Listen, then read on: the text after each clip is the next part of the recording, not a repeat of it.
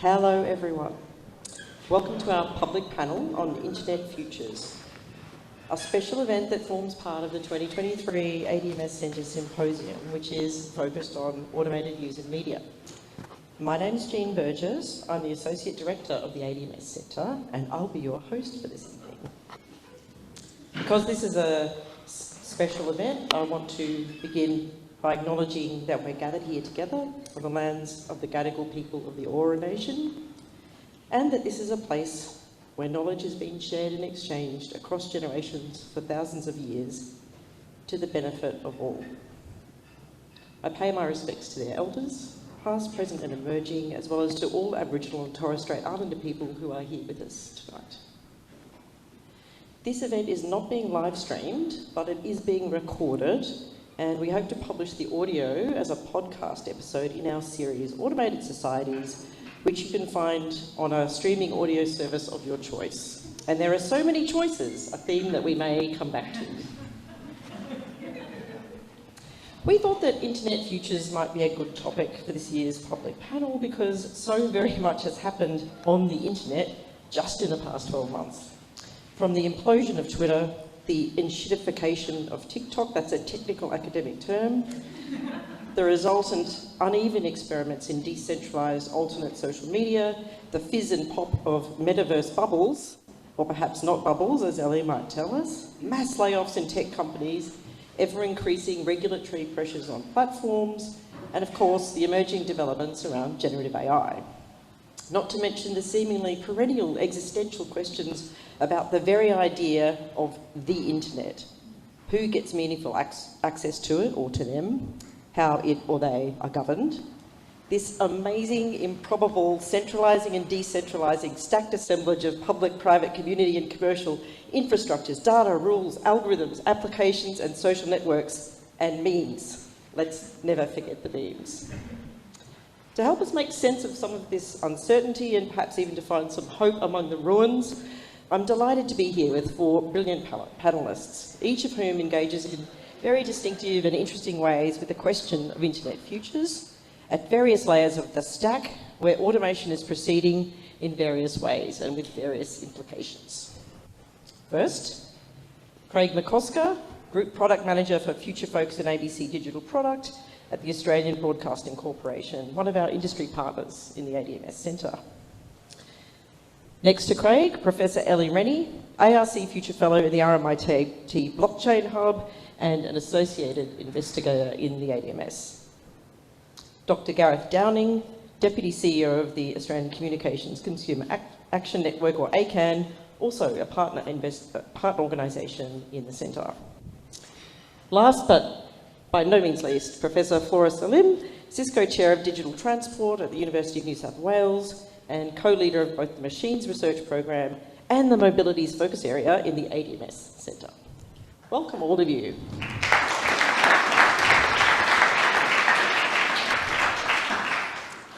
So to kick us off, we're going to start with a round of very pithy self-introductions following an elegant one-sentence formula that I learned recently from Genevieve Bell. It goes like this. Hi, I'm X, and my connection to the question of internet futures is, so let me show you. Hi, I'm Jean, and my connection to the question of internet futures is, I'm starting to try to figure out how to write a book about understanding platforms, and I'm not sure that they have a future. Shall we start here? Hi, I'm Gareth, and my connection is really about making sure that I've been reliably told that this will... Oh, there we go. Start again. No, sorry. I'm Gareth Downing. I was reliably informed that this would turn itself on. My connection to Internet Futures is really about getting affordable access to the Internet for all Australians. Very good. Hi, yes, I'm Craig, and my connection to the topic of Internet Futures is that, well, it's been my job for the last 20-odd years trying to work out what next disruption's coming for the media and how we can respond to it and take advantage of it. So it's just been wave after wave of changes to the internet, and we'll be talking about the next one here. My name is Ellie, and my connection to Internet Futures is trying to understand through ethnographic observation how coordination occurs in permissionless systems, meaning systems where anybody can be involved in building the infrastructure and maintaining it, or where you have organisational contexts where anybody can come and go as they will.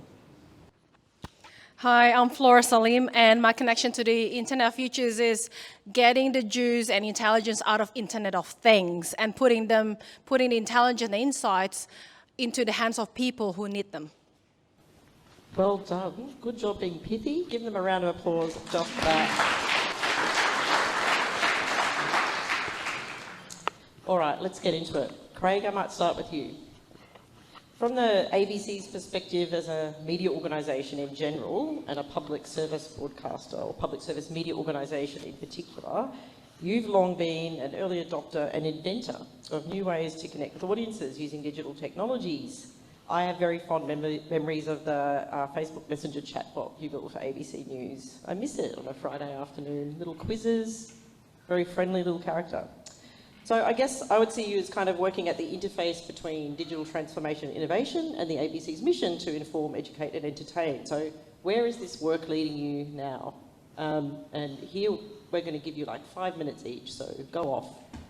Where is this work leading me now? Well, what's coming? I think we're onto something with that chatbot.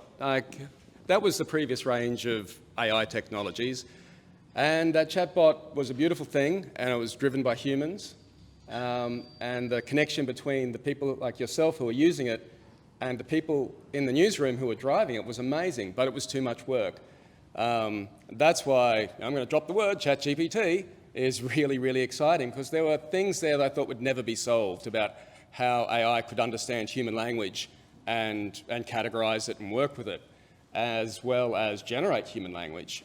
So both sides, like we had people who were spending a lot of time to build that chatbot, because doing things conversationally, step by step, is quite intricate. It takes a lot of thought, and it doesn't give you the same bang for buck that writing an article does or putting a push alert out through an app does. That's far cheaper, easier to do than to build a chatbot. But the experience was incredible. And on the other side, we had an audience who are asking all these questions that the technology just could not handle. Like I spent one Christmas, because people would say Merry Christmas and Happy New Year to the chatbot. So they started with Merry Christmas, and we got it in every language and with emojis and everything. And for each of those, I was having to train it to say, when you see this, it means Merry Christmas, and respond like this. And that's just a really simple example. And then New Year came, and I should have foreseen that. And then a million more came in, and you're going, yes, it means the same, and respond like this. So every public holiday, people were responding to the bot. So this is why I have faith. It's partly faith in chatbots, and I think that a lot of the forecasting now is for things to move into chatbots. There's a couple of perspectives there. One is that we have a few Uber chatbots like ChatGPT, and we all feed our information into them potentially. Google Bard, and there's a few others there. There's another one called Pi, which it's been trained around emotional intelligence. So I think Bill Gates thinks that one chatbot will win in the end. It'll be your constant companion, and that we're at a stage where lots of businesses might have them, but in the end, there'll be sort of one winner, and that's a pretty sort of scary situation, but that's your companion, so it's going to do a lot of stuff for you. The other model is Mark Zuckerberg and a lot of other people think there'll be lots of chatbots. Like we did, the ABC would have one, you would have one, it would negotiate things on your behalf with other AI chatbots. And there'd be a world of chatbots representing celebrities, creators, businesses. And so on that point, Zuckerberg is going, you can't trust an organisation that's got a different motivation to represent your business. And that's right too. So part of it's working out what environment we're going to be working in. And then it's also, there's opportunities there. There's opportunities to have a closer relationship with people, a more two-way relationship, because people were sending us a lot of information in because the channel is so good at the backwards and forwards. And what they loved was too, in the end, the chatbot evolved. We started like your newsy friend in your pocket with that chatbot. It was built around messaging, and has grown with mobile because we were watching those stats of the growth of messaging and group messaging And it was strong in a group where we were sort of the ABC with younger women. That was one of the strong demographics. So we were hoping to reach a new group of people who were sort of avoiding news. So we tried to make it a much more approachable format in there. And yeah, it was exciting. And I don't know how we use generative AI because it's quite unreliable at the moment. It's amazing, it's brilliant when it gets it right, but it's very hard to predict when it gets wrong. It's very hard to check and take responsibility for that. So all the media at the moment is going, hey, this is amazing for creativity and for doing some stuff behind the scenes, perhaps generating headlines, but nothing's going to go out without humans checking it. And so I don't know what happens, but it's a place to investigate and explore, because I think we can have a new, more two-way relationship, which has always been promised with the internet.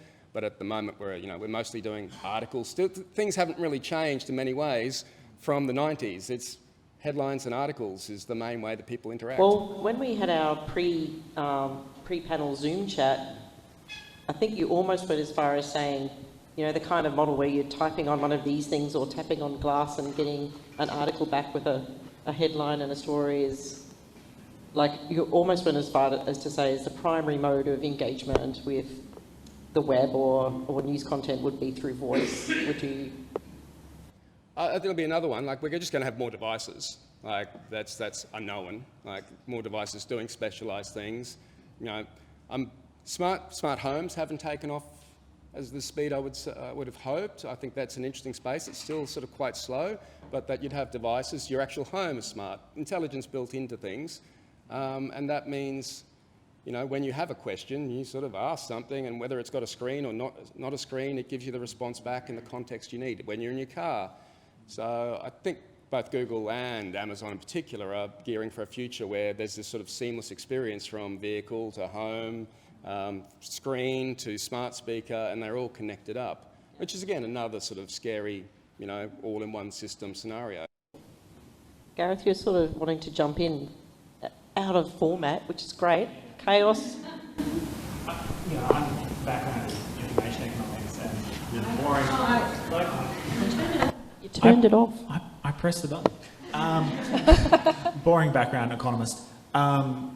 People tend to take things up if there's a really clear benefit from doing it. I think the issue we've got with a lot of these applications is there's a lot of momentum and interest, but the truth of the matter is, where's the benefit for me? I could do with a coffee machine that makes my coffee order before I wake up, but beyond that, having a machine, having inbuilt sensors in my house, I've already got a voice assistant. Like, I think it will potentially get there, but we seriously have to look at what is the additional capability that each of these opportunities provide. The tech has to deliver something for people to actually want to take it up, and for it to become, cost effective requires scale. So people have got Google Homes in their house because they're cheap. They don't have detailed sensors in their house because they're not cheap yet. They have to be replaced. You have to rip them out of the wall, etc., etc. So there's all these potential applications, but at the end of the day, what is the use case, and what is the cost associated with that additional information, and how do you leverage that additional information in a way that provides benefits, I think is a really genuine question, and I don't think we're there yet. So since you've jumped in, let's zoom out on some of these issues around access, affordability. You've worked in policy across a number of areas, and where the provision of essential infrastructure, fundamentally, that links to pretty basic human rights. The internet, I would argue, and telecommunications more broadly is one of those. So where do you see things going, from satellites to splinter-nets? Just the big picture. So I think big picture, things are about to change, and in fact are already changing. So in the last couple of days, for those of you who haven't been following it, Telstra and Optus have announced that they will be partnering with various low Earth orbit satellite providers, so that's your Elon Musks and others. What that's going to mean is access to specific forms of communication. So in the short term, it'll probably be SMS, but access to comms across the country should become considerably better than it was, and we will be moving rapidly away from terrestrial being, that last mile of terrestrial network will not determine whether or not you have access to critical information services. The big question with that is, what is the cost going to be? who's going to pay for that cost, and then also, obviously, there's a whole range of questions around how do you get the regulatory and policy settings right, because a lot of this infrastructure will not be national sovereign infrastructure anymore. So I know NBN is looking at this. They flagged in the media that they're looking at low Earth orbit capability. But what happens when you move into that environment where you're no longer relying on fixed infrastructure to deliver your core communications capability? Mixing it up a bit more because it makes more sense. Let's go to Flora next. Flora, in our pre-panel Zoom chat, you were very passionate about helping us understand about the coming move from our imagination of the internet, I guess, around text and images and information to different kinds of information, to spatial and temporal data, and you know, the future of the internet as an interface to the physical, mobile and embodied world. So what do you see as the next generation, and perhaps, you know, linking back to these questions of infrastructure and access? Yeah, thank you. I'm glad, you know, both previous speakers have already alluded to the aspect of, you know, having an interface of the internet to interfacing your smart home, your smart speakers. And basically, you know, at the moment, the largest data set in our world right now are from things, right? Of course, there's a lot of web data. When you think about internet, you think about the web, right? The typical articles on internet and all that. But think about sensors from the traffic, sensors from your smartphones, even as you're sitting here, is actually trying to localize where you are and trying to give you information. If you're actually using smartphones in this room right now, that means you're already generating hundreds of, you know, basically data points every minute, if not thousands, because, you know, your data is actually, your phone is generating data to the internet at the moment, sensing your behavior. You're sitting here, you're listening to Jean and I talking, and it's making a sense that you are in a seminar. Think about that. And the future of internet will be, if internet is just not the web that we think about traditionally, but internet of things. You know, things could be your weather stations, could be the traffic. And the stakeholder here is really the end users who need to make decisions about the daily life. And computers are very good at actually ingesting lots of data and making a synthesis and helping you to be able to, give a prediction that's more accurate. And why does this matter? If, let's say, you're someone sitting at an operator in the city, right? A traffic operator, someone who needs to send an emergency bus if something goes wrong. So this only gets even more important when things go wrong. You have experienced it, right? We all have experienced it.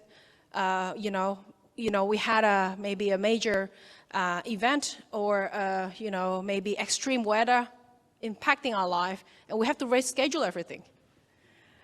What if you can have an intelligent assistant, right? That you can always rely on, and you can just ask, why don't you reschedule everything? And then, you alluded to having a coffee in the morning, but this is about having your schedule organized, the tasks ahead of you, and all of these things, because we are so information overloaded. This is for the end user. But what about the operators?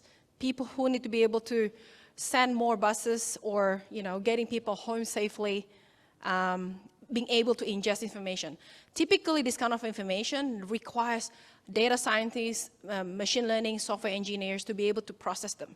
But these days, in our lab, for example, we're working with natural language interfaces. Something like, powered by ChatGPT. We've been working on this even before, 2 years before ChatGPT was released. If you can speak to your sensor, if you can speak to the things, and getting it actually to give you patterns of information, predictive information, and being able to plan for you, things will be different. How do questions of fairness and equitable access and affordability play into some of those future scenarios in your research? That's a really good question. And actually, those are actually some of the projects we have in the machines program. It may not have been highlighted during this symposium, but the people in the machines program, I've got a couple of colleagues here from RMIT, from Melbourne Uni, on UNSW, working on the very topic of fairness and explainability. Because at the end of the day, the problem with your model is always reduced to the data that's being observed in the training data. But how do you work independently of what you see in the training data, and how do you make sure that you can look at edge cases, adversarial cases, even unseen cases that has not been observed before. We call that zero-shot learning as well. So we actually looking at that. We're also looking at explainability, because at the end of the day, a lot of these very powerful deep learning models are black boxes. So how would you be able to interrogate black box models and making them explainable, including even the foundational models like the large language models that we are actually using at the moment with GPT. We're trying to actually understand the reasoning behind those very complicated, powerful large language models. Thanks. And so with those questions of, fairness and resource allocation, we come to questions of governance. And Ellie, going deeper than, we've seen a proliferation of alternate social media platforms, but going deeper than that and thinking about sort of alternative internets and how they might be governed, and your work on DAOs, and you can tell us all about what they are as an example, sort of, how do you think about the sort of potential pathways for future alternative modes of governance in those kinds of contexts, and perhaps how they might apply more broadly to some of the other things we're talking about?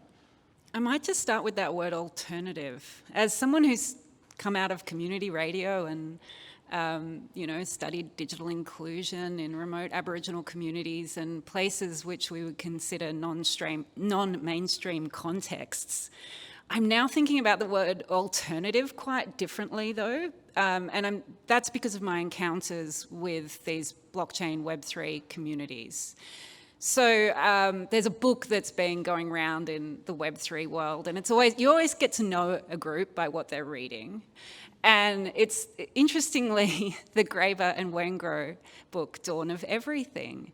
And this concept that people throughout civilization, history, have exited. And they've gone and experimented with different ways of organising themselves and doing different types of social formations, using different tools and governance and the rest of it, okay?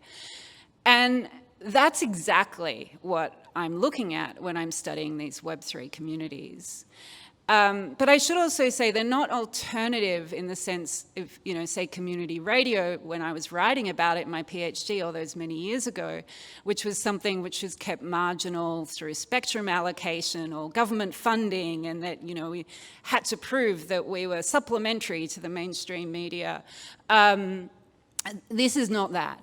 This is groups taking the tools of both markets and the commons and combining them in weird and wonderful ways to try to outcompete capitalism.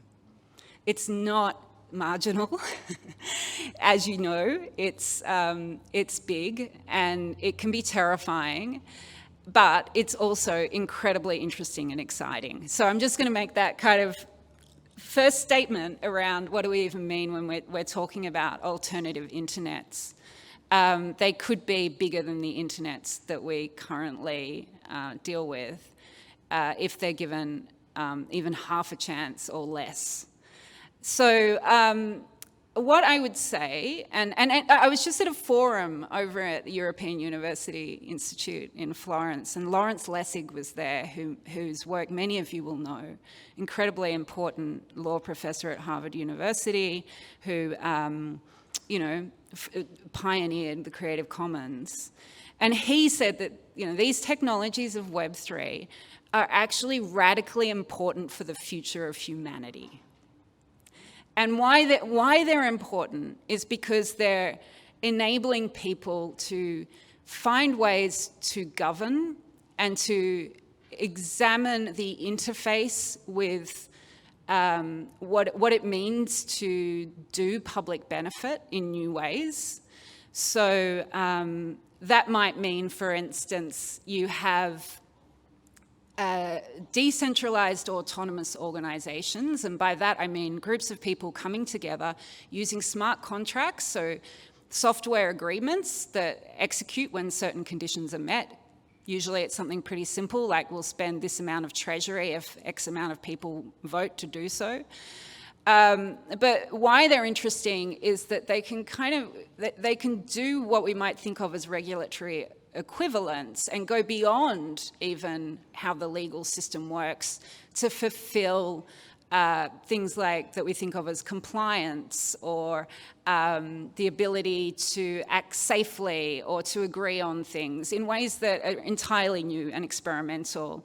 So why just to kind of bring it back to some of the discussions we've been having around AI on this panel, but throughout the day, for instance, these technologies could be super interesting when it comes to groups decide, well, first of all, even decentralized physical infrastructure, DPIN it's called for short, because Web3 people don't use whole words for anything. But it could be, you know, that you have access to the processing power that enables you to train an AI model through a decentralized infrastructure for the short amount of time that you need that. But you might also have the ability to govern what that training data is, the validity of that data, and then be able to make decisions collectively around how that AI is used and for what purposes. And I'm actually working with some groups who are trying to do this right now. I'm still trying to get my head around all of it and whether it's possible. But the thing to keep in mind with these decentralized autonomous organizations and Web3 infrastructures in general is they're trying to automate certain administrative tasks, which can include things that we would categorize as governance, to make them easier. To make them something that is more dynamic. And why they're interesting in the context of this conversation is that I think AIs, these new things that we're dealing with right now, or even the old things that we're dealing with, they need digitally native governance systems. Just having our existing ways of setting up a not-for-profit or a co-op or whatever and going through the whole corporations Acts process of getting that, you know, legally registered, etc. It's not feasible. And we're also working across jurisdictions. We're working with people who are anonymous or should be to each other, and we don't have ways of dealing with that through our current systems. Fantastic provocations. Thank you, Ellie. I'm going to now invite each of you to just respond to what you've heard each other say. But so while you're thinking about that, I'm not sure if I don't officially have the official Slido tablet in front of me, but it is open. And we do have time for audience Q&A, so could you get your mobile devices out, jump on the Slido and go to the Law Foyer stream and put your questions in. We'll come to you in just a few more minutes' time. So everyone's jumping in.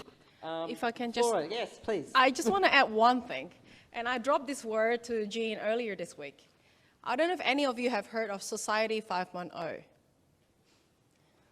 So it's a thing in Japan, and it's being promoted heavily by Japanese government. And every single research funding has to be tied to Society 5.0 vision of the government. And their vision is nobody gets left behind by automation. So you'll see one of the, they have, you know, a lot of Japanese vision always have comics and visuals. The elderly interacting with robots seamlessly. You have your data. You don't, you know, even the concept of consent is sort of like going away. Everyone is sort of so comfortable in this full multiverse of themselves in the digital world and the physical world. And nobody gets left behind with the interaction with AI. Everyone is super enabled, tracked. So, you know, surveillance is a past thing. Everyone's all in. So, and it's a futuristic society where, you know, basically everyone will be prosperous. That is the vision they have. I wonder if we're even there yet. Well, that's quite a vibe. And, you know, quite consonant with the semiotics of the slide we have behind us. I wonder what The Gareth... future. I think it sounds nice. I think I'm comfortable with it if it makes life easier.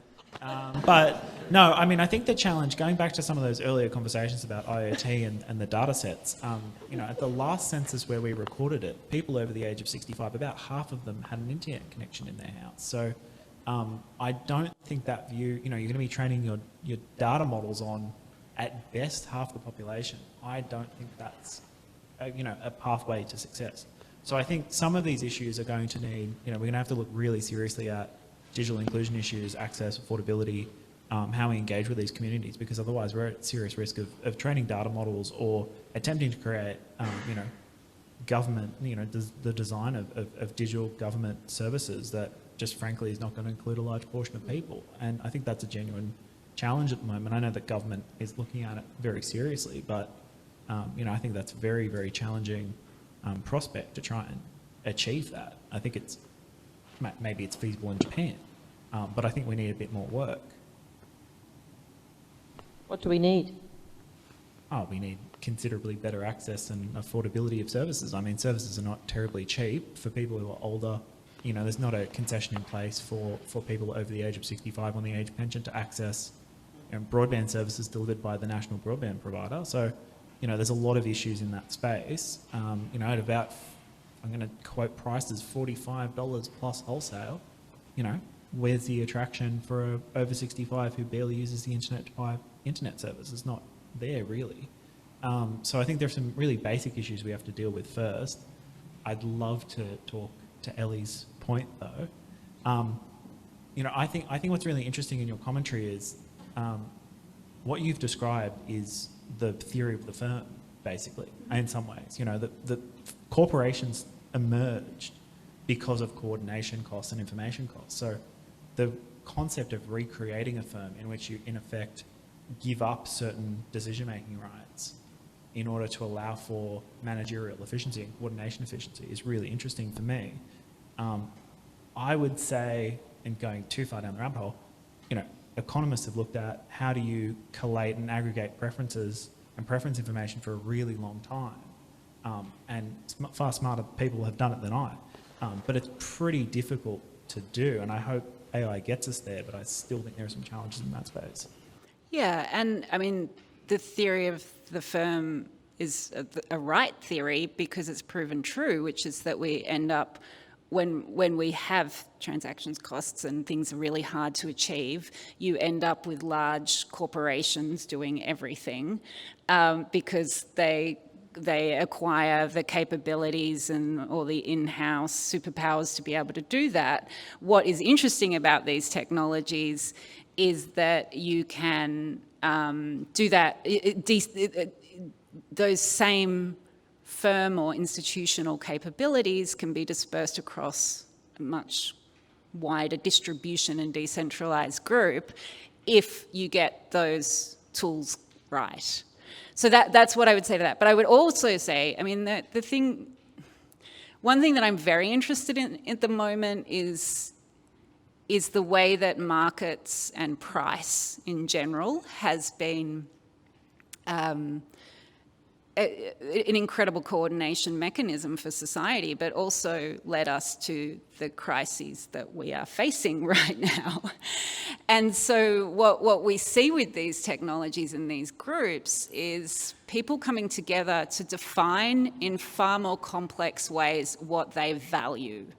So markets compute, but these markets use more compute. And that might be, what is the value of biodiversity in this place? Or if you're an Indigenous person, what are we thinking of in terms of future generations or land and its significance? So you start to say, okay, price is determined by markets, and the way that firms interrelate with that is not the only way of doing things.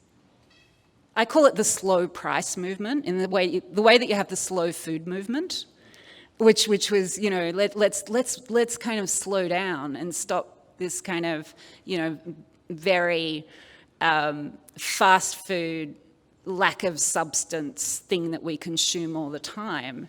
How do we just slow down and look at what we value in society?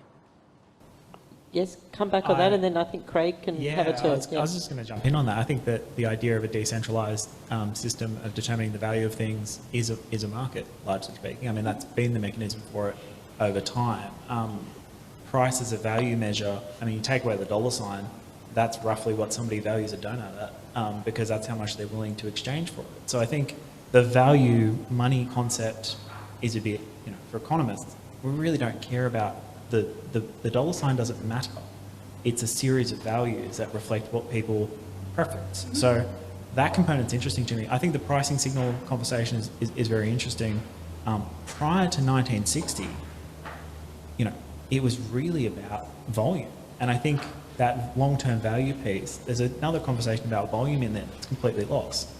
Because prices actually don't tell you very much information, to be honest. But it's $6 for a cup of coffee at a particular cafe. It doesn't tell me how much business is going through that cafe. It's actually a pretty useless point of reference for most people. So it does give some relative trade-off information, but it's not as much as probably some theorists would love to claim. I think maybe volume and the slow movement might be a new avenue. Craig, anything? Feels so trivial. Response to what I'm trying to be a big centralised organisation that delivers services to lots of people and brings them in. So when we're talking about traffic, we did discuss that with the bot. We were talking with, I think, Transport for New South Wales and then their teams about how we could recreate radio effectively, because people in the bot were wanting weather. They were wanting all the traditional stuff that radio gives. We're trying to recreate radio with new technologies in some ways. Local news, the basic information services, but a lot of those basic information services now are digital, and there's opportunities for new services based off, we're calling digitisation, companies and governments generating data that we can sit on top of, or, aggregate. And we're doing that with another service we built on Alexa called ABC Emergency, where we, after the floods and everything, and people complaining about not being able to get a central source, a view of emergencies, we built that database. And then we've used that to build ABC Emergency, a website, but also we did it for Alexa. So we've got a layer of non-generative AI in there that templates the information, so you can go to it and say, are there any emergencies near me? Are there any emergencies here, there? And it'll pull that together and give you a report. So that's automated without it being generative AI. It's reliable, trustworthy, and if there's a problem, we know how to fix it. It's not opaque. But if we can bring those services together, I think we can create something new. But we still, I think as the ABC, we want to be that informative, educative, entertaining companion. And I think there's an opportunity here with however bots are structured to be doing something in that space. But, we're doing also iView and things like that. And they'll all have elements of this going into them as well. So it's not one picture, but yeah, to go, I think you said before about articles, where Google's going, where generative AI is going, is that's all of its source material is now in the AI, also software programming potentially, art. And so you'll be able to ask these things and the articles become irrelevant. You just ask for the information. And then if Google's doing that as its main business, as it's starting to do, it's giving you answers, which is terrifying for publishers and content farms everywhere. The value of the article goes down, except they need fresh information. And how does that occur? Maybe it's some type of feeds. Maybe it's we've been discussing this, providing feeds to them that they get their new information through, and it's something different altogether in the future. A few questions about how you ensure that Australians are getting meaningful access to that information through you. Right? Well, that's what we're trying to maintain our relevance and our importance through providing these services. We also just released ABC Kids on Alexa, and the idea of that one, I shouldn't be using the brand name, let's say smart speakers. But the idea of that was to give kids better access to control their own media and to give parents a break so they're not handing over a tablet or their mobile all the time, that the kids can control their media. And we've got news in there, we've got games and stuff, but it's like an interactive radio that the content team manage the greeting in the morning. They can change that experience, but it's a small step in a new form of interactive media that's not text. Got a couple of questions on the Slido, both very interesting. We'd like more. Flora. I actually just want to comment on all of the three things that I hope I can synthesize, and I'm not getting into the rabbit hole. But basically what you're doing is very much on, providing more agencies, even to kids, for example, right? Being able to access services that they don't typically could by just using some spoken conversational interfaces. And that's basically what ChatGPT has been doing to a lot of us. Things that we were not able to do efficiently before, now we can. It's giving us, the democratization of those data, and not just that data, but models of language models that previously only very select few, the data scientists, ML engineers could access, but now everybody could access. Now think about that also in the decentralized market. I can give you one example. The DER market, the renewable energy market. Now, before the renewable energy, we are all very dependent on energy retailers. And the AMO actually set the regulation, and everyone can have the price as long as within the regulation. Now we all have our own solar panels and all of these different generation. We can choose. We can be contributor of the market as well. There's a power, there's an agency in individuals like us. We can sell our energy as well. And I think about that, right? When, like social media is giving agency and it's becoming a completely decentralized. Internet of Things will be completely decentralized. How's about that? So I think that's a question also to the rest of the group. Yes, Gareth, and then I've got a question for Flora that relates to what you just said, I think. I'm terribly sorry. I just came from the DER. That was the last thing I did was DER. We're not there yet. I think the information problem is still there. A lot of our meters, for those of you outside of Victoria, are not smart meters. A lot of the metering data is not available, and the ability to trade is not there. It's something that will emerge over time, but this model is very much theoretical, and I would love for us all to get there. I think it's an important step forward on the renewable energy pathway, but we are 5-10 years away from that realistically. On futures. I know, I'm terrible. I know. I think I don't want to overstate how much is happening now, and that's the only thing I want to pick up. It's not there yet. It will be there in the future. We'll be there in the future. Flora, I know you said, in Japan, everybody's all in on automation, but there's a question on the Slido. Surely a lot of this sensor information is kind of personal information. That might be dangerous. What do you say to that? What kind of guardrails do you think we would need for the kind of future scenarios you're thinking about? I have to refer to some of the cybersecurity experts, especially, for example, Chris Leckie over there, who's an expert in adversarial machine learning, for example. But I will say there are already certain ways you can ensure that, for example, if the data is very unique and is a pattern only can differ from very limited number of people, you're not going to train your data on those kind of people, basically. You want to make sure that people can remain anonymous, even using the data that's already inferred from several people. Also, if possible, make sure your data remains on the edge, get the model actually to federate insights, but if possible, as much as possible, don't let the data leave your device. Just some of the practices. Here's a question from Anonymous, directed to nobody in particular, but I think Ellie is very used to, perhaps bored of answering it. Capitalism sucks, but explain to me how libertarian Web3 alternatives that shred forests to power crypto bros' currency gambling habits is a better alternative. Seriously? This again. Okay, I'm happy to go there.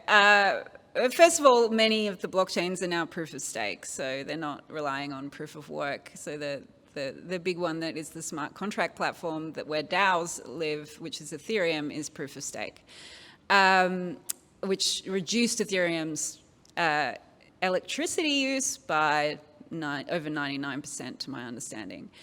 When it comes to Bitcoin, which is probably where people are reading about the environmental effects, there are many differing opinions out there, and there's lots of evidence, and I have spent time talking to miners myself, where they are using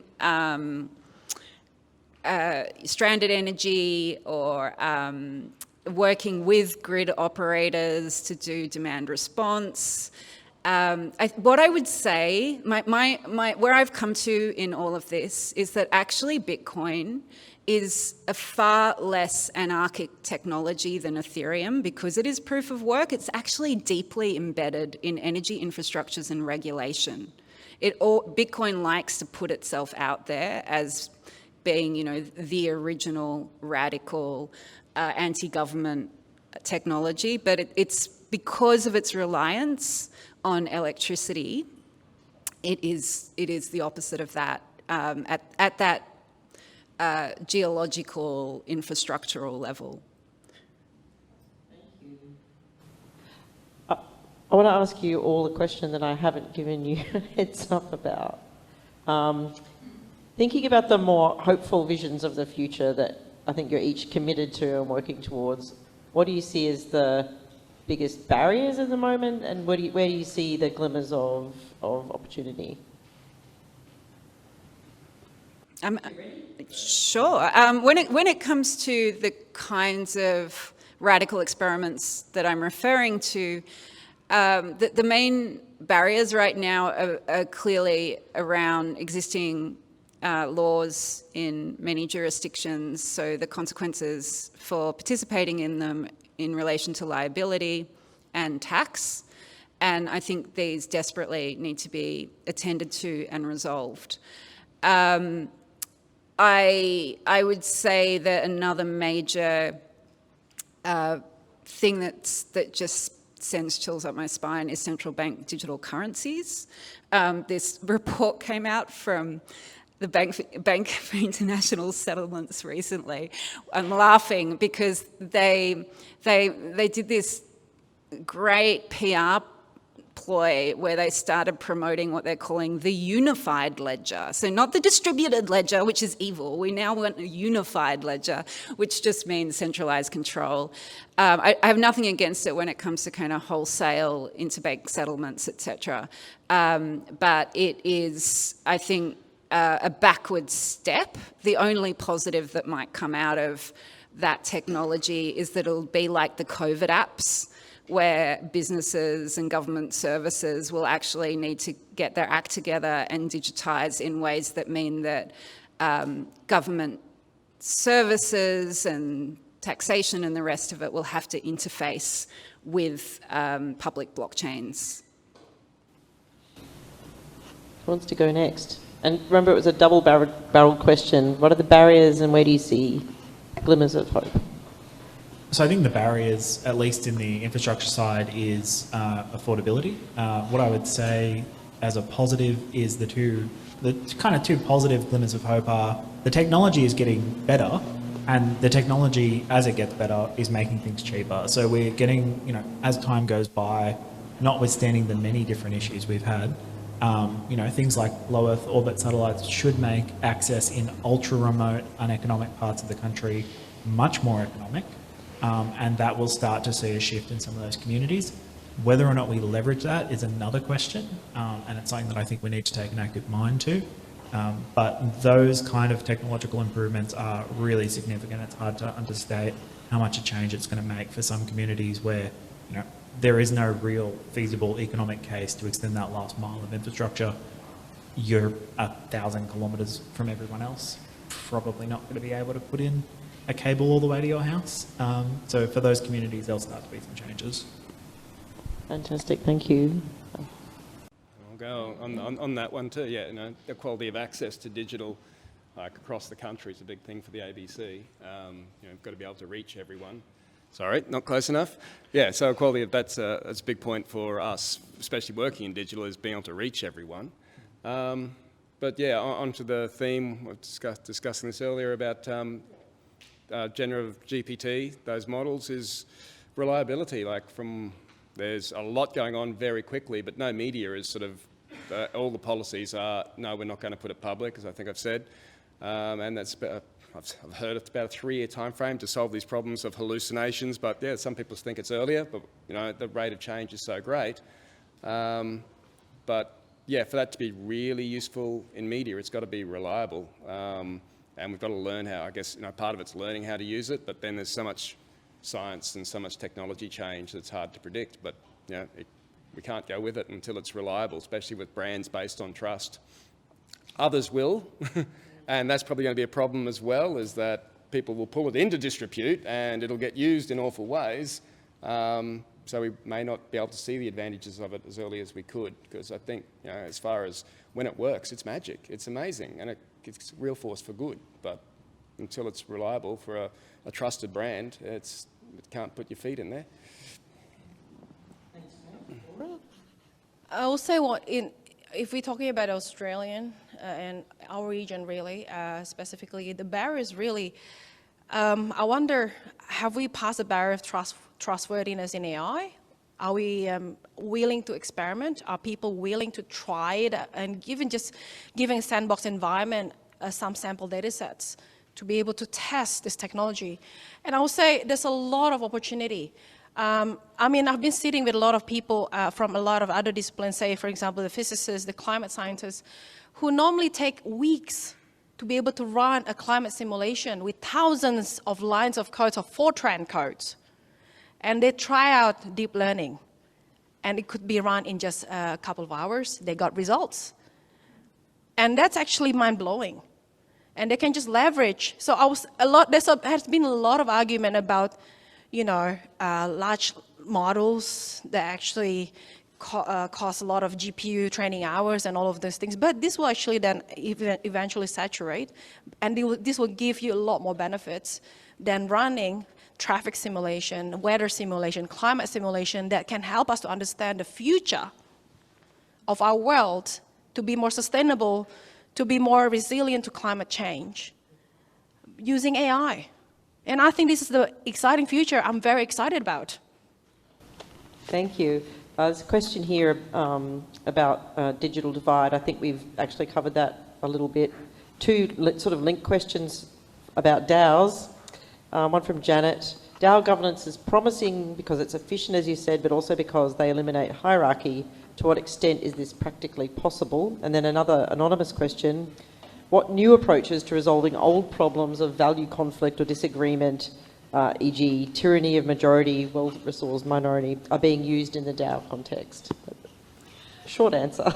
Wow. I would say that there's a lot still to be resolved. I think non-hierarchical systems can work.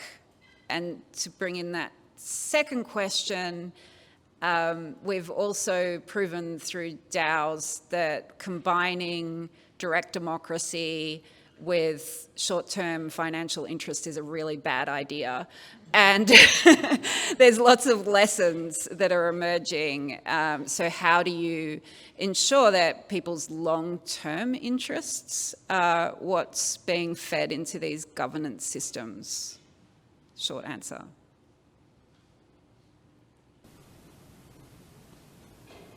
I ask you the pithy last question.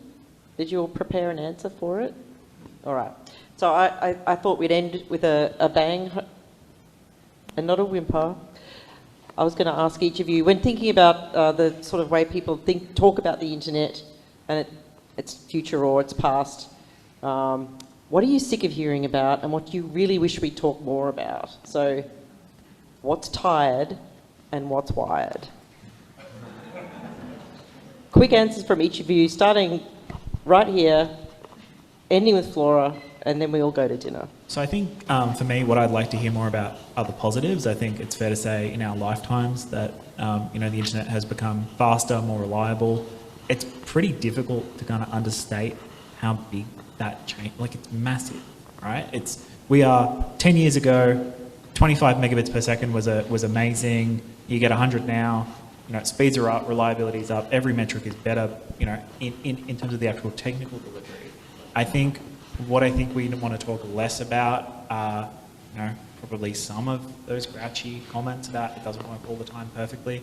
I do think we want to push for more reliability, but we need to kind of have a bit more of a mature debate in some ways about, there have been massive leaps forward, and we have to be positive about that because delivery is nice. Thank you. Craig, what's tired and what's wired? Well, being tired, well, I'll just say it probably again, things like the static article going forward, I think hopefully are tired, and we'll go for a world of more flexible, fluid content that's personalised to you. So yeah, the article, and yeah, I'll just stick with that. Thank you. Ellie. What's tired is always retrospective, difficult legal systems and institutions to regulate fast-moving monolithic systems.